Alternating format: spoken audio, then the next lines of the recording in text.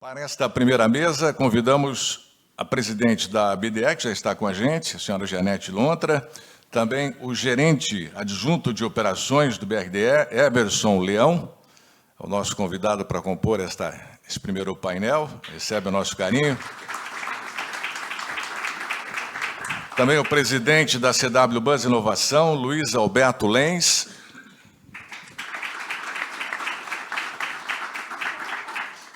Por favor. E o secretário executivo adjunto do ICLEI, Rodrigo Corradi.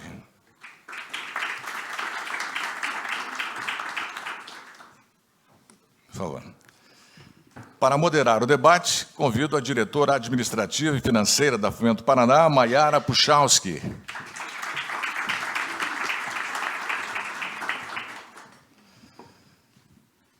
Bom dia, a senhora Maiara faz uso da palavra neste momento. Bom dia a todos. Para nós do Estado do Paraná é uma satisfação tê-los aqui hoje. Vamos abrir os trabalhos desse primeiro movimento do Fórum de Desenvolvimento da BDE com a mesa Mobilidade Urbana como eixo indutor das cidades mais sustentáveis. A temática e a ideia, a dinâmica desse painel é uma fala dos senhores por cerca de 10 minutos. Teremos um controle de tempo no final do espaço. E depois a gente abre para perguntas da plateia ou da organização. Tá? Vamos, então, o objetivo, né, como foi dito, é pautar as oportunidades e os desafios para o financiamento de soluções sustentáveis de mobilidade urbana no Brasil, o potencial de projetos de eletromobilidade e de outras fontes para o desenho de modelos sustentáveis e inclusivos de mobilidade e habitação urbana e os desafios para o avanço do financiamento desta agenda no país. Vamos começar ouvindo o senhor Rodrigo Corradi, secretário executivo adjunto do ICLEI. O senhor tem 10 minutos. Obrigado pela organização, pelo convite de estar aqui presente nesse lindo espaço do que o BRDE possui aqui na cidade de Curitiba. A felicidade e honra estar aqui com a presidente Janete, que nos honra nessa configuração e, acima de tudo, no debate que nós estamos colocando para esse dia. Eu entendo que a minha organização, eu vou falar poucos instantes sobre ela tem como motivo de existência fazer com que governos locais possam ter uma ação e uma construção contínua na área da sustentabilidade. O ICLEI é uma organização que reúne municípios e estados no mundo inteiro, mais de 2.500 associados. Temos a felicidade de ter a cidade de Curitiba como uma das nossas mais antigas associadas no Brasil. E nós trabalhamos como ponto de contato do Sistema das Nações Unidas junto às conferências que seguiram a Conferência do Rio, em 92. Então, nós somos o ponto de contato para governos locais, tanto nas COPs de biodiversidade quanto na COP do clima. Encontramos todo o sistema aqui presente dentro desses espaços e a nossa função fazer a interlocução desses governos locais, não somente os nossos 2.500 associados no mundo inteiro, mas de todas as organizações de governos locais no mundo inteiro, para que possam serem ouvidos nos espaços de debate e decisão que o Sistema das Nações Unidas nos coloca, principalmente para os temas vinculados ao clima e vinculados com a pauta da biodiversidade, mas não reduzidos a esses. E nós, o ICLEI é uma organização que aqui na América do Sul, somos sediados em São Paulo, mas estamos presentes em escritórios na Argentina e na Colômbia, com aproximadamente 130 associados nessa nossa região, desses 2.500 globais. E eu coloco esse contexto para dizer que o ICLEI se colocou ao longo do tempo sempre envolvido com os grandes temas que a cooperação internacional nos chama para serem debatidos no nível local, tratando das questões de sustentabilidade. E, em cima dessa perspectiva, os nossos associados, e eu acredito que esse não é um sentimento que eu vou encontrar aqui, que eu acredito que eu vou encontrar eco nesse sentimento aqui nesse espaço, sempre nos colocam o seguinte: fantástico, né, pessoal? Nós estamos trabalhando os temas da sustentabilidade, esse é o tema que todos nos impõem. Então, prefeitas, prefeitos, governadores me dizem, não, é fantástico, o tema é imposto, né? Não há como... Alguns anos atrás, você poderia encontrar pessoas de diferentes correntes que poderiam até querer pensar em fugir do tema da sustentabilidade. O espaço que nós temos aqui, eu acredito que a experiência composta aqui, não somente nessa mesa, mas em todo aquele plenário, nos coloca que essa situação não existe mais. A perspectiva da sustentabilidade como eixo indutor e determinante do processo de desenvolvimento, principalmente local, é um dado trabalhado tanto por governos, mas também pela indústria, pelos elementos de financiamento, ao qual todos nós estamos vinculados. Ok. Aí o prefeito, a prefeita, chega e diz, fantástico. Quando eu chego e volto de uma COP, me coloco que 100 bilhões de dólares são colocados anualmente para o tema da mudança climática. E eles nos questionam, como é que esse recurso chega no meu município? Como é que esse recurso acaba se reconvertendo em esses grandes números? E eu consigo qualificar os meus números que, para a realidade local, são grandes. Porque eu estou mudando, e é essa demanda que é colocada junto aos governos locais, e aí eu chamo a atenção principalmente dos municípios, mas especialmente dos estados, que fazem articulação estratégica para que esses investimentos possam chegar. Esses investimentos, eles mudam a maneira de gerir os territórios. Quando a gente chega para um município e diz, senhora prefeita, estamos tratando sobre a questão da emergência climática, a gente tem que pensar numa infraestrutura resiliente à adaptação climática. Essa é a nossa vida daqui para diante. E a gente, acredito que o BRDE poderia me colocar que, dentro do BRDE municípios, qual é a porcentagem de demandas que não são feitas ainda sobre questões muito comezinhas como asfalto, dentro de vias vicinais, dentro das estruturas dos municípios. Então, e qualificando, BRDE municípios, que são dos programas mais interessantes que eu conheço de articulação de repasse de recursos para pequenos e médios municípios. Mas como é que você chega e tenta qualificar esse espaço, que é o espaço de tomada de decisão no nível local, em cima dessas grandes demandas de sustentabilidade, se você não tem somente uma narrativa, mas um caminho que apresente esse desenvolvimento como algo efetivo para o território?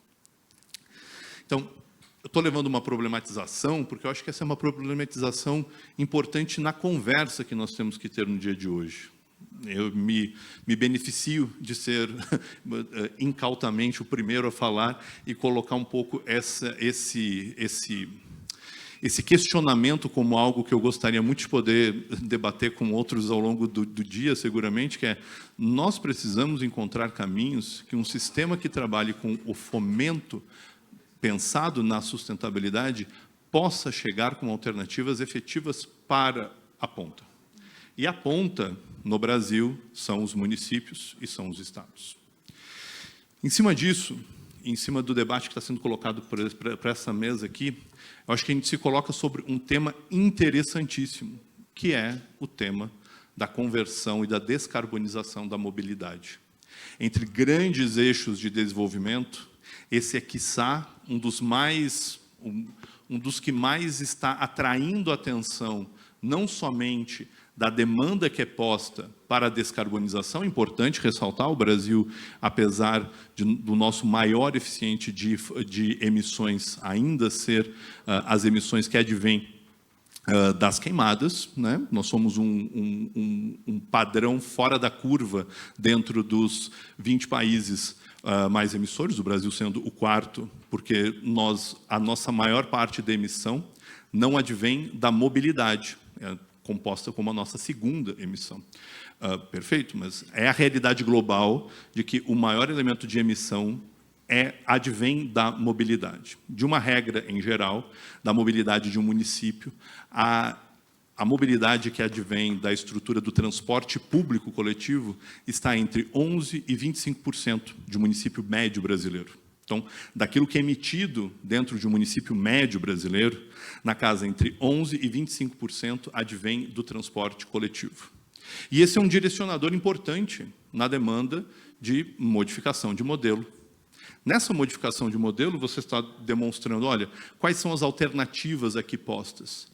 E a eletrificação do sistema de transporte acaba se colocando no debate e a maneira com a qual organizações como o ICLEI, a gente vai poder escutar especialistas ainda mais adentrados nesse tema aqui nessa mesa, mas o ICLEI se coloca sobre um espaço que eu acho que ele retoma um pouco o meu questionamento e a minha inquietude inicial, que é a necessidade que nós precisamos, que modelos que possam atrair um negócio possam ter aderência à vida real dos municípios. Quem faz a gestão do transporte público municipal, do transporte público no Brasil é de maneira dentro da cidade dos municípios, na intermunicipal, os estados. O direcionamento para que você faça uma conversão de frota de uma estrutura que ela é naturalmente mais cara do que aquela que é posta como a regra nos últimos 60 anos, que é o transporte através de ônibus por combustão, ela não pode ser colocada simplesmente sobre o exercício ok, nós temos aqui o recurso. Nós temos que pensar que é uma reconversão de toda uma maneira de gerir o negócio do transporte coletivo. E essa mudança ela tem que se qualificar dentro da relação da gestão pública. E é por isso que o ICLEI trabalha com outras organizações, vocês podem já ter ouvido falar, e eu gostaria muito de poder conversar com maiores detalhes sobre o programa TUMI, que é um programa financiado pelo governo alemão, junto com o financiamento tanto britânico quanto da Fundação Bloomberg, para fomentar justamente a maneira de poder fazer essa reconversão para o sistema elétrico, algo que faça sentido dentro da estrutura dos municípios. Nós trabalhamos junto com um grupo muito grande de organizações no mundo inteiro, ao total 5 organizações, que tenta criar um processo de capacitação na constituição, não somente dos melhores modelos de negócios para fazer o financiamento, como da governança que você deve estruturar para que esse modelo seja feito. Então, eu entendo que nós estamos passando por um processo paradigmático de mudança de gestão que vai ser impactante da maneira como os municípios pensam o investimento dessa infraestrutura. Nós fizemos um processo de conversão nos últimos 40 anos que privatizou o sistema de transporte público municipal. Esse foi a demonstração de maior eficiência e capacidade de implementação para as cidades brasileiras. Esse processo, pensando nos investimentos que devem ser realizados para a reconversão de frota para a estrutura elétrica, está demonstrando os seus limites. Nós temos que pensar em novos modelos de negócios que permitam uma ação e direcionamento público, mas que funcione sob uma perspectiva privada. E eu entendo que esse processo é um processo longo e necessário, é um processo que não vejo uma volta reconvertida, mas, acima de tudo, eu entendo que existem capacidades para que a gente possa fazer esse trabalho funcionar de maneira conjunta e pensando na mudança de gestão dos municípios. Obrigado. Obrigada, Rodrigo. Bom, o Rodrigo trouxe para a nossa discussão vários pontos de reflexão, né? Vamos, para apimentar ainda mais, vamos trazer agora a palavra do senhor Luiz Alberto Lem César, presidente da CW Bus. A CW Bus é uma instituição aqui de Curitiba, né, que integra o sistema de inovação e que tem também como objetivo fomentar o debate. Então, a palavra está com o senhor. Muito obrigado, Maiara. Muito obrigado, Janete. Parabéns por essa iniciativa. Quero cumprimentar o Heraldo, né, da Fomento Paraná, e o Paulo Scaff, do BRDE, e os meus pares aqui de mesa, né, o Rodrigo e o Ivaldo. Eu quero dizer a vocês da minha grande satisfação de estar aqui por 2 motivos. O primeiro, lembrando um pouco o que o Paulo comentou, nós, enquanto vice-presidentes da Associação Comercial do Paraná, tivemos uma participação bastante grande no lançamento do filme O Preço da Paz. E o filme O Preço da Paz, ele aconteceu nesta casa. E aqui nós vimos, nesta sala, grandes decisões que se passavam naquele momento em que os maragatos queriam invadir Curitiba. E o comendador, o Ildefonso Marques, barão do Cerro Azul, fundador da Associação Comercial do Paraná, morava nesta casa. E aqui, nesta sala, eles tinham que discutir com todos os demais empresários se eles deixavam os maragatos adentrarem o Curitiba ou se eles faziam, portanto, o Cerro da Lapa, e lá onde aconteceu a Guerra dos Maragatos, no Cerro da Lapa. Então, Paulo, mais uma vez, é uma grande satisfação estar aqui e vivenciar, né, a história que aconteceu aqui em Curitiba. O filme é maravilhoso e recomendo vocês assistirem. A segunda satisfação é realmente nós estarmos aqui discutindo, debatendo, conversando sobre a mobilidade urbana, sobre a descarbonização, acima de tudo, e sobre o protagonismo de Curitiba na implantação do ônibus elétrico. Em 1974, nós fomos os precursores da implantação do BRT. Na época de Jaime Lerner, nós implantamos, então, o sistema BRT, com esses tubos, né, as estações tubo, trazendo, acima de tudo, a qualidade, a eficiência do transporte, com agilidade, com segurança, e até mesmo olhando para perto do passageiro, onde ele não poderia passar frio nem chuva, né, enquanto estava esperando pelo ônibus. E esse modelo foi copiado, ou foi implantado em vários outros países mundo afora.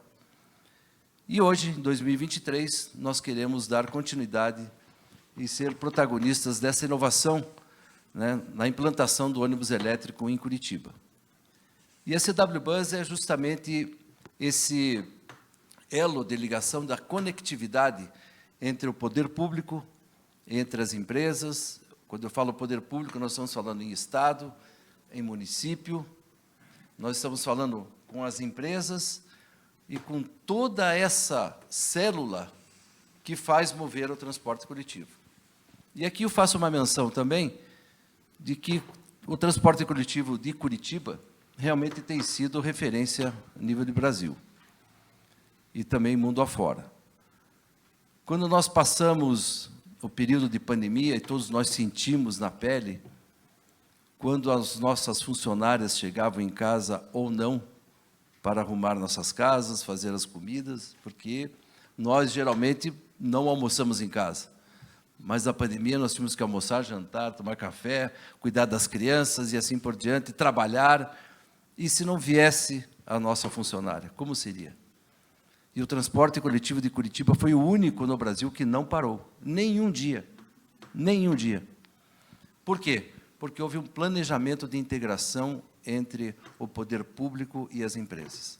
E é isso que nós chamamos a atenção. E para isso que a CW Bus está presente nesse processo dessa mediação. Quando falamos em eletrificação, descarbonização, nós temos que olhar para essa complexidade. Primeiramente, planejamento. O planejamento com a prefeitura, com o órgão gestor, com as empresas. O planejamento na continuidade de toda essa cadeia produtiva. Como que nós vamos adquirir os ônibus? Quem vai pagar por essa aquisição? Quem vai investir nos ônibus? E não apenas nos ônibus. Como será o investimento na infraestrutura? E quando nós falamos em infraestrutura, nós estamos falando na infraestrutura da garagem, dos seus colaboradores, do almoxarifado e de toda essa logística interna da empresa. Falamos também na infraestrutura do município. Como que esse ônibus vai transitar no ir e vir? Haverá carga e recarga nesse percurso? Se não houver, como que ele vai voltar para a garagem, dentro dessa linha morta que nós chamamos, né, em que você tem que terminar o trajeto naquele roteiro, naquela linha, e voltar para a garagem. Aquilo se chama quilometragem morta. Só para isso nós temos que dar uma reserva de 10% de carga, senão o ônibus para. E se o ônibus parar no meio do caminho? E aí, então, essa infraestrutura que envolve, como o Rodrigo bem falou, a posição do planejamento do município.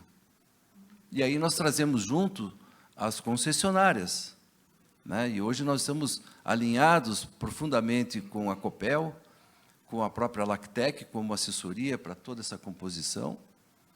Temos que estar alinhados com todo o desenvolvimento de como será feita essa nova tarifa de um ônibus que custa quase o dobro de um ônibus convencional, de um ônibus a biocombustão.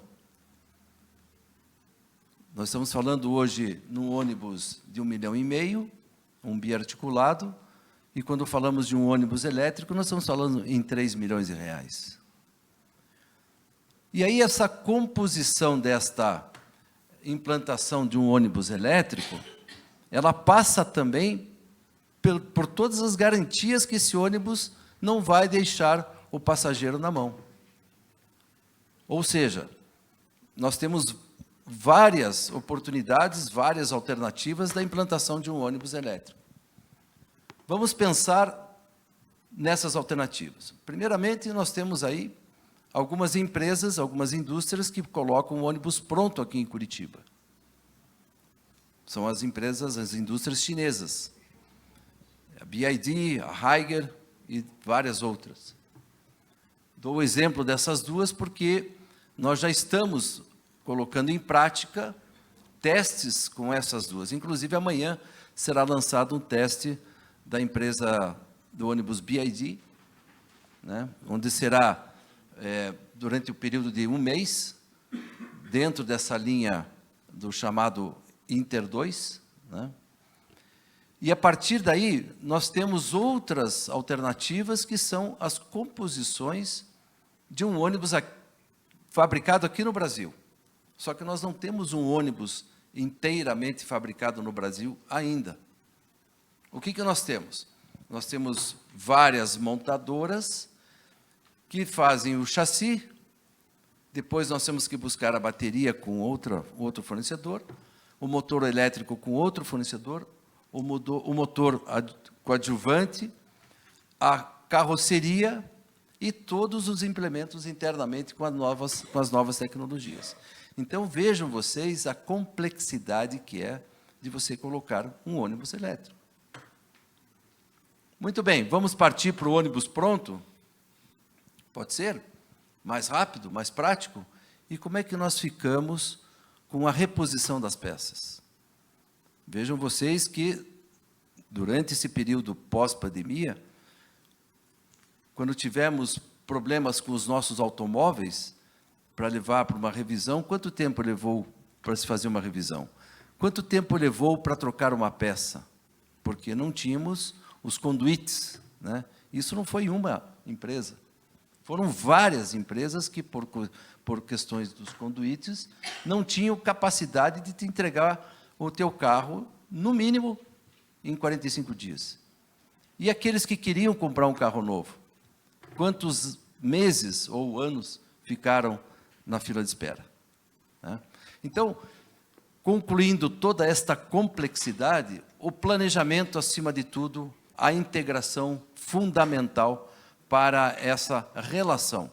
Poder público, empresas e todos os demais fornecedores, componentes dessa cadeia produtiva. E aí nós passamos para a mobilidade de uma forma geral, né?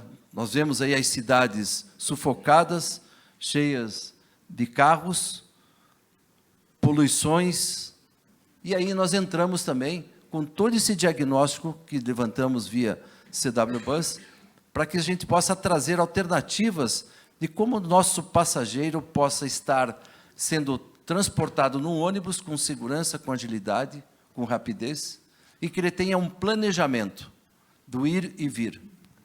Eu posso ter um planejamento em sair de casa, pegar uma bicicleta elétrica, deixar na estação tubo, ou deixar no terminal, pego o ônibus, vou até outro terminal, de lá pego outra bicicleta e chego no escritório. Ou eu posso fazer um transporte sob demanda, onde 5 de nós aqui nos programamos para chegar aqui no BRDE.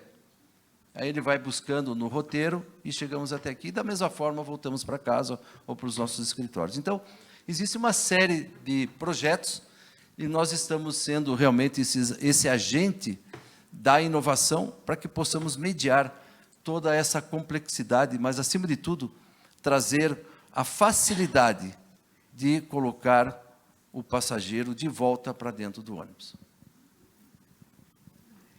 Obrigada. Obrigada, senhor Luiz Alberto.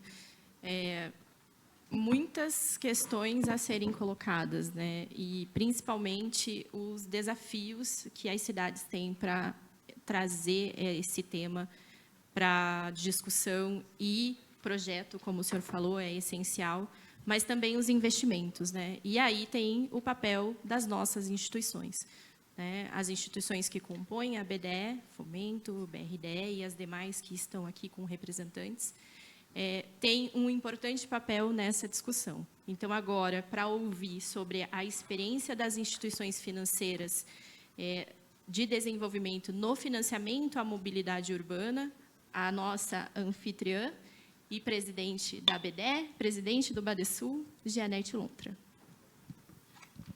Alô? Bom dia novamente, né? Uma satisfação estar aqui. Cumprimento meus parceiros aqui dessa mesa. Eu agora vou tirar o meu chapéu da BDE, vou botar o chapéu do Badesul, porque eu sou presidente de uma agência de fomento do Rio Grande do Sul, né? E nós temos uma experiência muito grande também com relação ao financiamento aos municípios.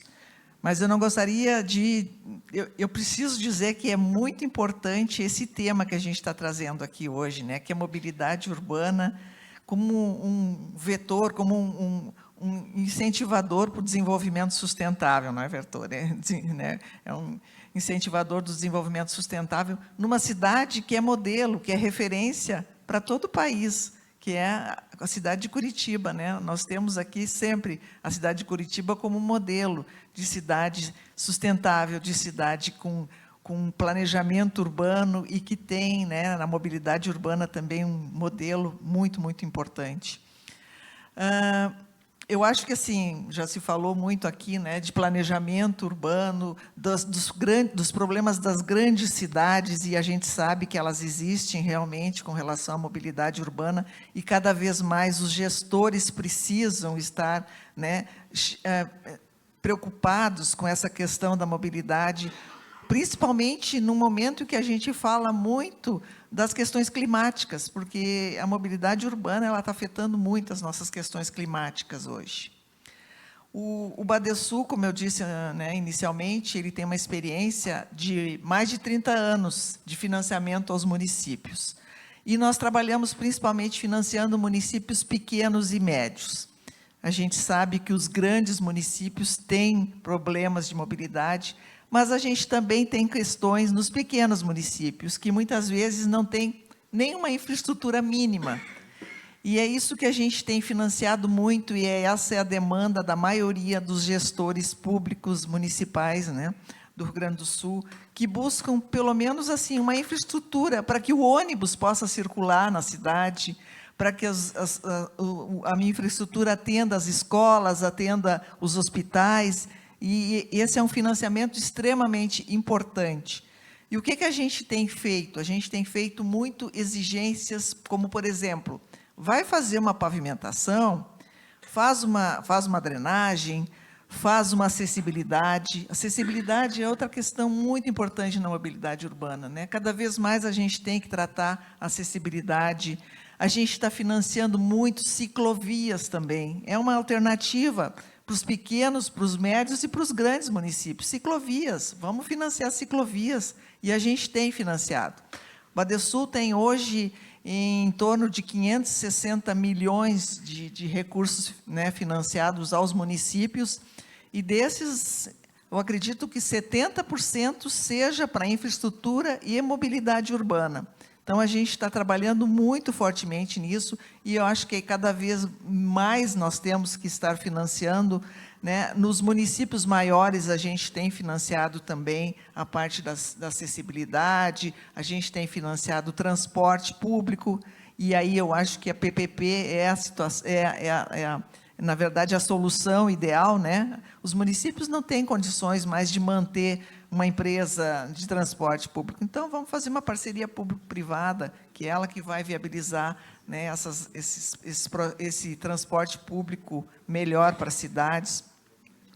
A gente tem financiado muito também, além do transporte público, a gente tem financiado nos grandes municípios algumas ações que são os passeios públicos, cada vez mais, né? Muitas vezes as pessoas têm até risco de vida, porque faz a estrada, faz a pavimentação, mas não se preocupa com o passeio público, não se preocupa com a pessoa que tem que, né, que tem que trabalhar e que muitas vezes vai, inclusive, a pé, né? Não usa o transporte público. Então, essas questões todas, que são questões muito práticas e que a gente, no nosso dia a dia, é o que a gente trata lá no nosso banco, e eu tenho certeza que tanto Paraná Cidades, BRDE e outros também, né, trabalham dessa forma. A gente ajuda muito o nosso gestor público, que ele tem uma dificuldade muito grande de apresentar projetos.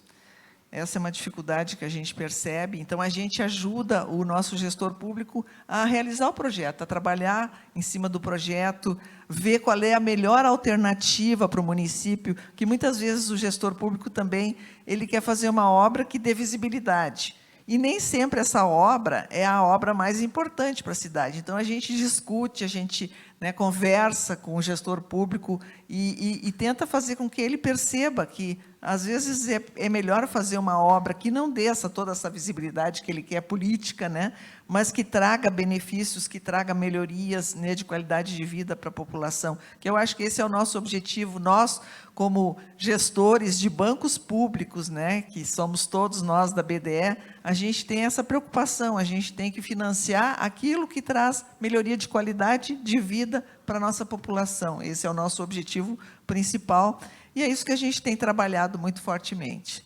Muito obrigada. Obrigada, presidente.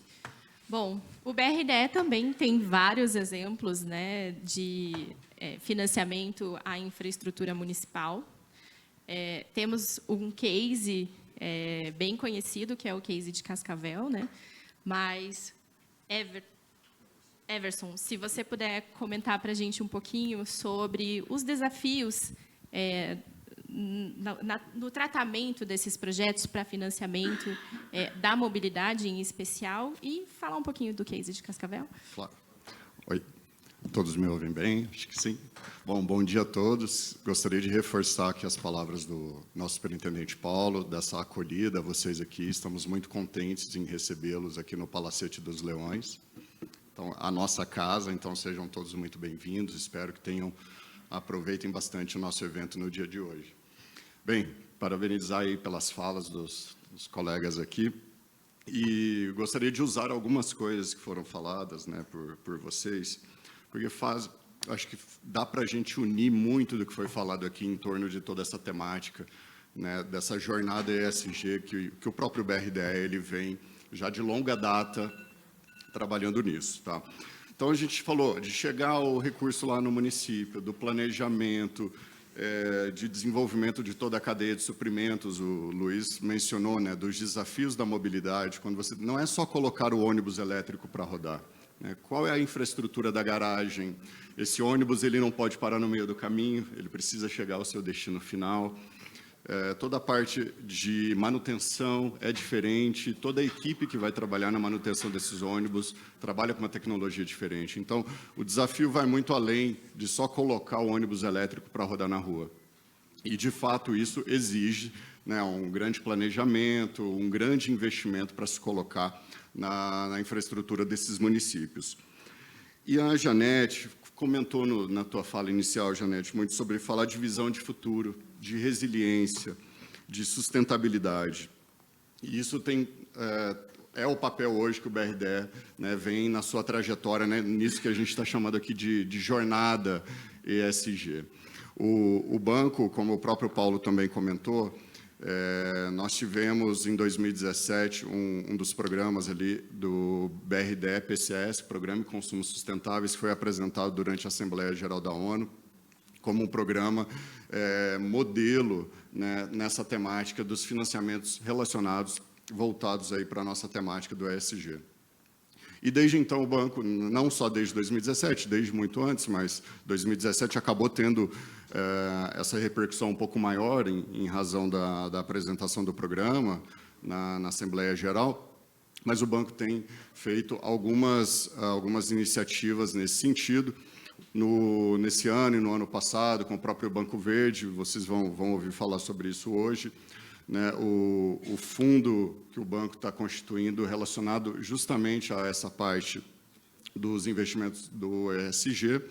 E aí entra, sim, um dos projetos que foram financiados no ano passado, de eletromobilidade, com o município de Cascavel. Nós fizemos um financiamento que contemplava não só a aquisição dos ônibus, mas a instalação da usina solar.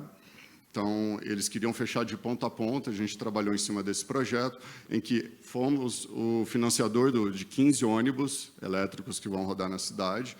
A vencedora da licitação, inclusive, foi a Ryder, né? Já está agora para a produção para fazer a entrega. E agora a segunda etapa do projeto vem a usina solar. Então, eles querem colocar a usina solar, teremos os pontos de recarga a partir dessa própria usina, né, e os ônibus elétricos. Então, nessa estruturação, algumas dificuldades surgiram, né, como bem colocado. Né, e como é que vai ser feita a manutenção? Onde vai ficar a garagem? Onde vai ser a usina solar que vai abastecer, então, essa garagem para ter os pontos de recarga desses ônibus? Então, tudo isso envolveu discussão com nossa equipe, com a equipe do município, e nós vimos que, realmente, a forma como hoje é feita, pensando nos ônibus a combustão, de repente o município faz a aquisição, ou a empresa faz a aquisição e coloca isso à disposição, né, para outra empresa executar, a operacionalizar. Então, o modelo, inclusive, ficou um modelo um pouco diferente. Então, aqui não é a empresa adquirindo ônibus, né, e sim o município adquirindo ônibus e colocando para uma outra empresa realizar o operacional. Então, essa mudança também é algo assim novo, né, que a gente tem visto e que pode beneficiar essa descarbonização, porque o investimento necessário para o município acaba sendo necessário para que isso ocorra.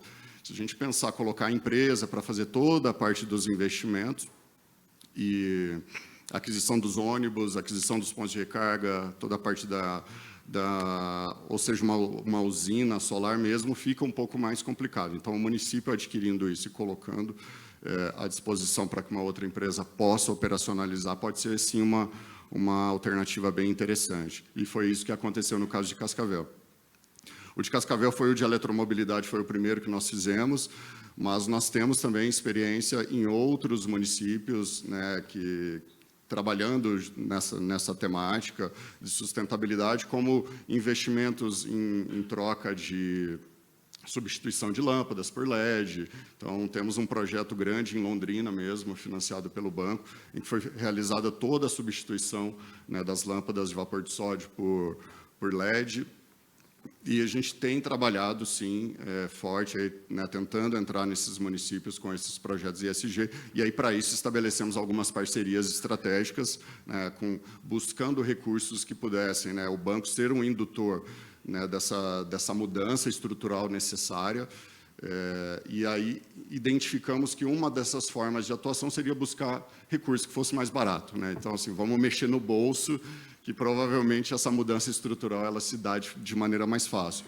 E aí conseguimos, né, algumas parcerias estratégicas com a agência francesa, com o Banco Europeu de Investimentos, com a própria CAF, com o Banco Mundial e com o NDB, agora mais recente.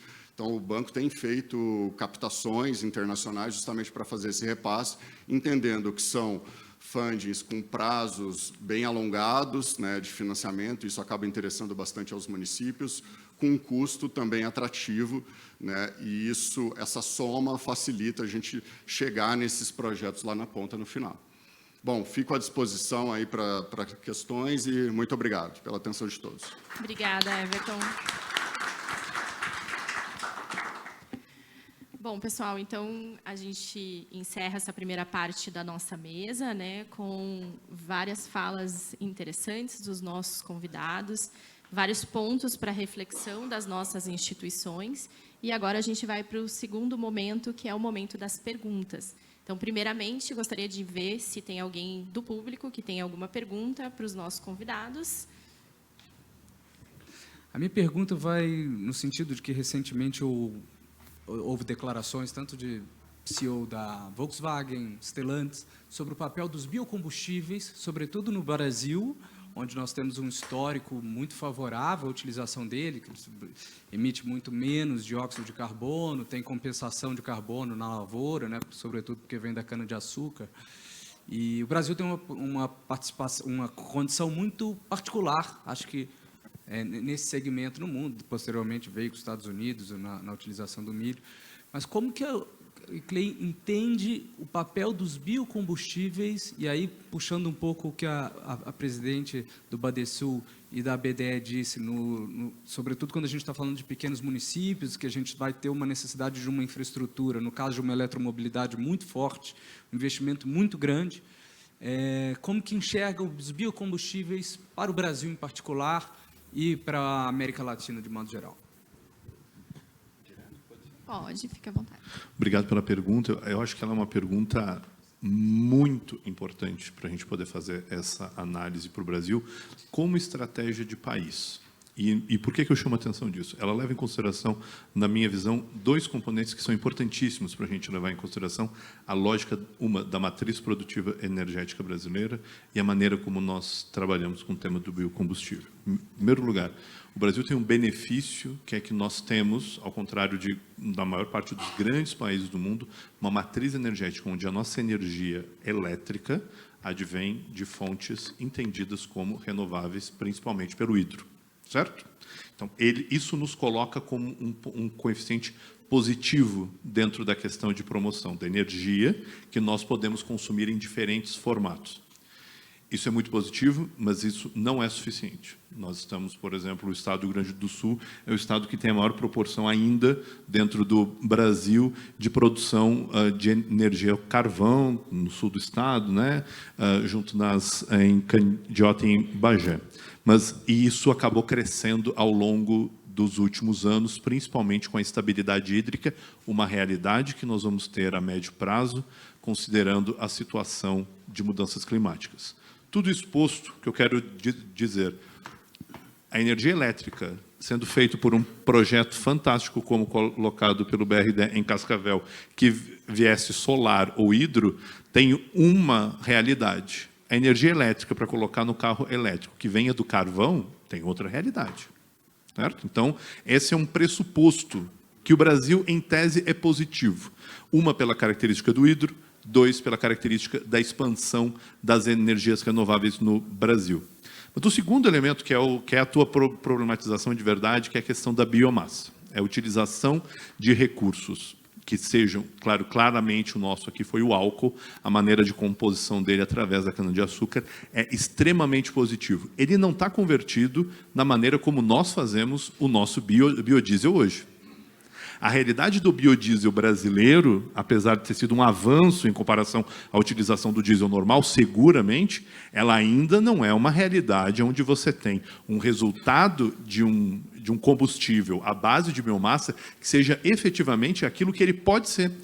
A biomassa e o combustível, ao invés de gastar, ele pode recuperar carbono pela utilização da biomassa da maneira efetiva, e não na proporção como nós estamos fazendo. Por isso que o ICLEI, e aí é uma conversa com certeza estratégica, que deve ser conversada em vários espaços, e esse eu acho que é um desses para a gente poder trabalhar, nós entendemos que existe que essa conversa ela tem que ser dupla. É muito razoável pensar que em certas escalas de municípios, de médio para grande, a eletrificação é benéfica enquanto escala. E nós entendemos que ela pode ser bem analisada. E ela também é um bom incentivo de uma indústria que está em exposição no mundo inteiro e que nós temos a capacidade no Brasil, pela característica em especial da matriz produtiva elétrica que o Brasil tem, de termos benefício. 2, nós entendemos que o Brasil não pode colocar as costas da energia produzida através da biomassa.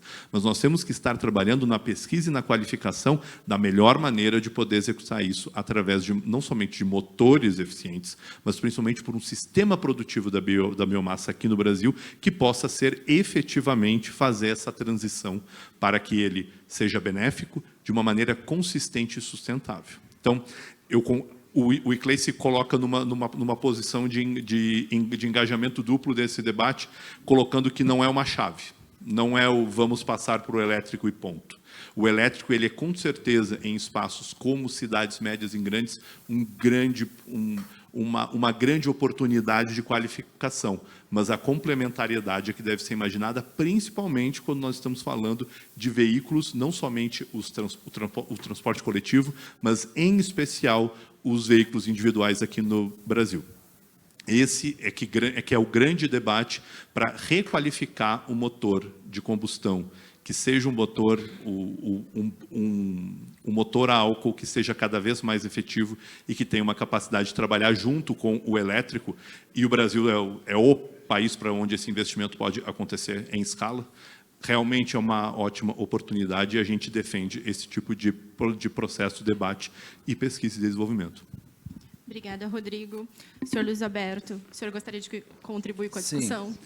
André, a colocação do Rodrigo é bastante oportuna e eu coloco isso na prática do que nós vemos hoje nas empresas.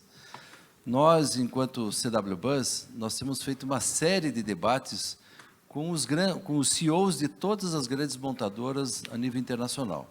Mercedes, Scania, Volvo, e todos eles nos comentavam o seguinte: o elétrico no Brasil ainda é muito incipiente. Nossos projetos ainda passam pelo combustão, passam pelo hidro, passam pelo gás para chegarmos no elétrico. Porém, o elétrico é um caminho sem volta. Então, nós temos que começar hoje, através daquilo que eu falei inicialmente, do planejamento de colocarmos esses ônibus, e hoje nós estamos aí, volto a dizer que estamos testando hoje o ônibus elétrico da BYD, já testamos o da Higer, Everson, e estamos testando o gás também da Scania, hoje em Curitiba, porque nós temos que aprender com os nossos erros, porque nós não vamos voltar para trás, porque o elétrico não tem volta. Porém, nós temos uma escadinha a seguir, né? Então, na prática, estamos funcionando dessa forma.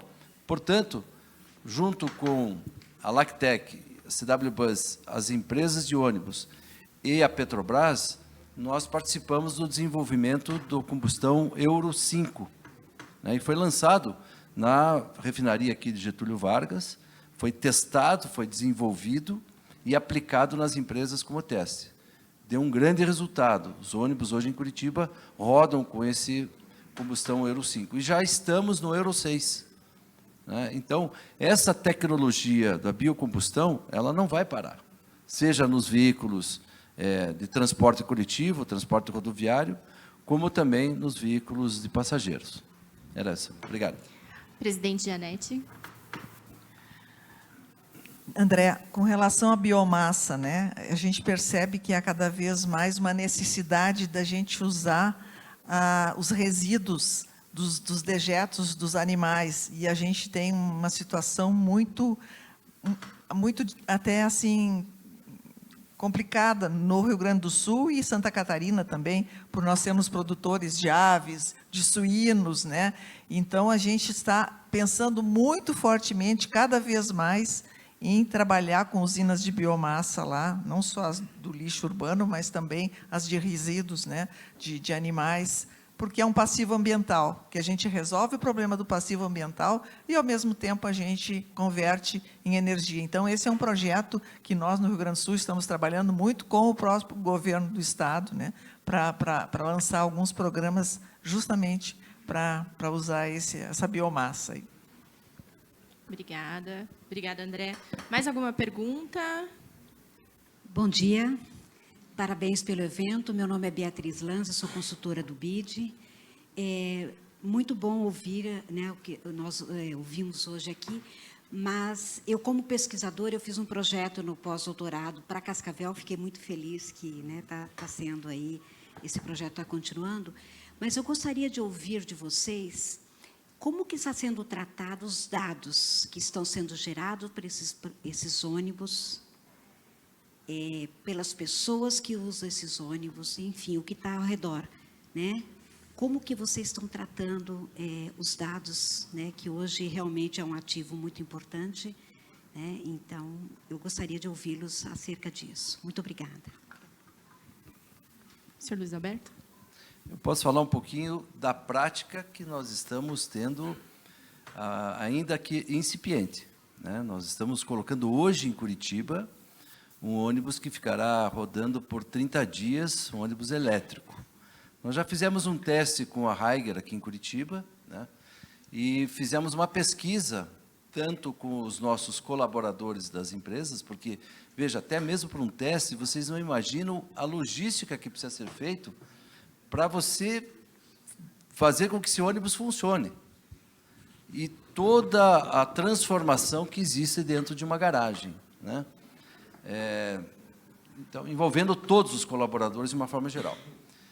No teste que nós realizamos, a pesquisa, ainda que pequena, nós detectamos o seguinte, que o ônibus a gás, ele tem um torque um pouco menor, mas um ruído bem menor, assim como o elétrico, né? O elétrico também tem um torque que é maior, mas um ruído bem menor, um conforto fantástico, né? E o teste que nós fizemos foi com um carro com ar-condicionado, com todos os modelos mais modernos que tem, né? Mas ainda nós não temos uma composição de dados que possa dizer efetivamente que esse ônibus é muito melhor ou muito pior. Eu posso dizer que realmente é um ônibus melhor. O custo de manutenção dele é menor a longo prazo, né? E é isso que nós entendemos, que a nossa curva de tarifa técnica, ela vai ter um crescimento muito alto, e depois ela vai cair ao longo do tempo. E, ao mesmo tempo, nós temos que entender como serão feitas essas reposições de peças e equipamentos. Essa é a nossa grande preocupação. Vejo que aí, em termos de investimento, para vocês que estão nos dando esse suporte, né, essa garantia de que nós vamos colocar os ônibus a funcionar, né, começar pela Fomento Paraná, pelo BRDE e tantas outras demais instituições aqui, digo que realmente existe uma capacidade enorme de investimento, não só apenas no que nós estamos falando de ônibus, nós estamos falando de uma complexidade enorme que traz um ônibus elétrico. De maneira que, dados efetivamente, nós ainda não temos com essa complexidade que é a colocação do ônibus elétrico, porque ainda está em teste, né? Mas eu digo, pela pesquisa que nós já realizamos, pelo que nós já conversamos com São Paulo, até Cascavel, outras cidades que colocaram, por exemplo, Salvador, Vitória, no Espírito Santo, ainda a grande preocupação é, como é que eu faço essa recarga? Muitas vezes essa recarga não é tão suficiente. Ontem, no teste que nós fizemos, com a própria empresa terceirizada, tivemos problema de recarga, né? Então, é muito complexo, os dados ainda são pequenos, mas realmente é um desafio bastante grande. Obrigada. Rodrigo. Acho que só para complementar, o ICLEI participa desse consórcio, do programa promovido pelo governo do Limão, chamado TUMI. O TUMI ele tem como foco levantamento de dados e troca de experiências entre cidades em diferentes níveis de implementação de eletromobilidade. O WRI, que é nosso parceiro da Constituição, está sendo responsável pela constituição justamente das cidades modelo hoje na nossa região é Bogotá, Santiago, São Paulo, são as cidades que nós estamos fazendo justamente um levantamento de dados que são obrigatoriamente públicos, né, como parte desse processo, para que eles possam ser referências para outras cidades. Ao total são 28 cidades na América do Sul que estão trabalhando sobre esse tema, para que eles possam, Curitiba é parte da rede, para que a gente possa ter a maior quantidade de levantamento de dados da implementação e a maior quantidade de reverberação disso dentro desse ecossistema. Esse é um caminho. Eu acho que vale a pena também chamar a atenção de um projeto que nós estamos começando agora, vai começar no mês de junho, também da cooperação alemã, chamada Access. O objetivo desse projeto é um projeto de 2 anos, com objetivo em levantamento de dados, da digitalização de dados de transporte, focados em diferentes maneiras de implementação. Então, eu acho que esse vai ser um processo muito interessante desse levantamento. Curitiba foi nossa parceira, secretário, ótimo vê-la aqui, que a gente já, para informação de dados do município sobre esse processo, e nós vamos começar essa implementação agora também com um grupo de mais 2 organizações a partir do mês de junho, esse período de 2 anos. Mas eu posso colocar como exemplo esse fato de que existe um interesse na cooperação internacional focada a esse tema, na divulgação e na consolidação de dados, que eu acredito que ainda, como bem colocado, ainda está num contexto muito incipiente, justamente para tomadas de decisões dessa escala. Mas um pouco trocando o pneu enquanto o carro está andando, porque esse está sendo mais ou menos o processo dentro desse caminho, utilizando uma péssima analogia para a área de mobilidade, né? Desculpa. Obrigada, Rodrigo. Em relação ao BRDE, nós temos um levantamento inicial no momento da concessão. Então, assim, até os relatórios de análise para a concessão do crédito tem todo um levantamento. A gente faz, inclusive, uma comparação com os veículos de combustão, e ao longo do processo nós vamos fazer esses acompanhamentos também. Tem algumas métricas que são estabelecidas, inclusive pelo próprio provedor do funding, nós apresentamos esses relatórios, então, de fato, ainda é incipiente. Nós temos lá um comparativo que foi feito inicialmente, mas agora sim, né, com o início aí dos trabalhos lá em Cascavel, começar realmente a rodar esses ônibus, nós vamos poder coletar os dados ao longo dos próximos anos e formar uma base de dados efetiva, né, sobre o projeto. Obrigada, Everton. Última pergunta, Charles. Temos 5 minutos para a pergunta e para as respostas, tá? Charles, só levanta, por favor. Bom dia a todos. Meu nome é Charles, eu estou como gerente de operações do setor público lá da Fomento Paraná. Eu gostaria de saber, assim, como eu estou na frente, né, lidando direto ali com os gestores municipais, eu tenho um dado que assim, é uma realidade distante ainda dos municípios, dos médios municípios, principalmente, né, que num primeiro momento eu entendo, né, que toda essa implementação, né, da eletrificação seria para os médios, né, para os grandes municípios, mas ainda assim é uma realidade muito distante. Gostaria de saber da experiência de vocês, ou se há um planejamento de sensibilização desses gestores municipais, até mesmo os gestores estaduais, né, que eu entendo que pode ser uma ponte, né, para sensibilizar os prefeitos e prefeitas, se existe um planejamento, se está sendo feito alguma coisa. Eu entendo também a BDE como uma grande, pode impulsionar esse contato direto, né, usando as instituições financeiras para atacar e sensibilizar os gestores municipais em relação à importância desse avanço tecnológico nos municípios. Se me permite, eu acho que um ponto muito claro é que as organizações que estão no ecossistema, que estão levantando esses dados, estão envolvidas com o tema da eletrificação, eles se envolvem ou na atividade por projetos de cooperação, quando nós temos capacidade disso. Chamo a atenção novamente a esse programa TUMI, vocês podem procurar pela internet, TUMI, é um programa interessante que a gente está conseguindo ter um levantamento de dados interessantes, mas eu lhe digo, não existe hoje, por exemplo, um programa nacional de eletrificação das frotas de ônibus, que é possível que exista. Né? Estamos conversando com o governo federal para justamente identificar se haverá ou não haverá um processo com essas características. A gente entende que não necessariamente, e aí acho que eu chamo a atenção, a eletrificação ela é com certeza um caminho, ela não é o caminho. Né? A eletrificação, ela num país como o Brasil, 5 mil 574 municípios, numa realidade como nós temos que os municípios com mais de 200 mil habitantes não são 200 nesse número todo. Quer dizer, a gente tem uma realidade muito grande de municípios pequenos. E nessa realidade dos municípios pequenos, todo esse debate está sendo muito bem construído aqui em Curitiba. Vejam essa complexidade. Realmente, a lógica é a multiplicidade de alternativas, onde o elétrico, com certeza, vai ser uma alternativa inovadora e com capacidade de atração de desenvolvimento através de ciclo produtivo, onde o Brasil pode se beneficiar. Mas eu concordo que a capacidade de sensibilização ela vai ser muito conectada com o uso e a implementação. Nós, há pouco tempo atrás, a cidade que mais tinha ônibus elétricos no Brasil não tinha 30 ônibus elétricos.